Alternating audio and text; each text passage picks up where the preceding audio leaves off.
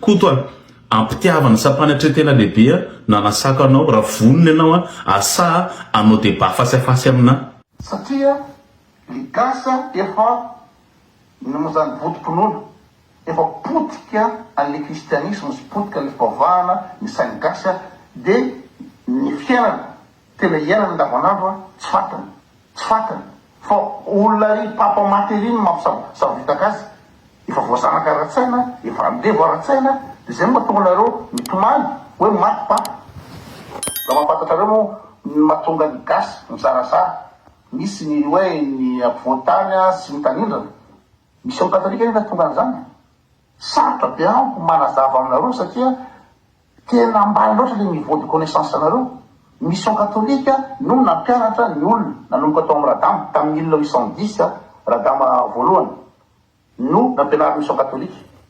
de tam'izany fotoan'izany nefa fantatry izy moa fantatry ranavalina voalohany hoe ratsy be nge ny programme an'ity kristianisme ity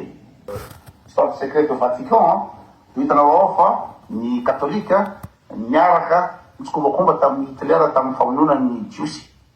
tamin'ny deuxième guerre.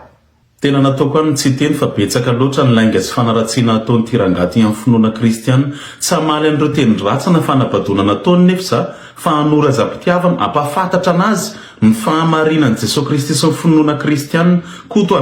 ampitiavana sampanatretena lehibe nanasaka anao raha vonona ianao asa anao débat face à face amina nisy izoantsika dia mahakasika an'i Jesosy Kristy sy ny finoana kristiana zay aratsianao isaky mihetsika io satria ianao nilaza akaty Kanada ny volana May ka raha vonona ianao tonga dia tsy ampiandrely fa tonga dia nidisy miavy hatrany tonga dia alefantsika ny débat face à face ataontsika mivatana ao amin'ny Facebook na TikTok na YouTube zay tianao ka miandro valiteninao aromany ny argumentanao fa hoporofokanao fahamarinan'i Jesosy Kristy sy ny finoana kristiana ary tsy adiny atao amin'io na attaque personnel fa argument contre argument ka ahoana masavy ianao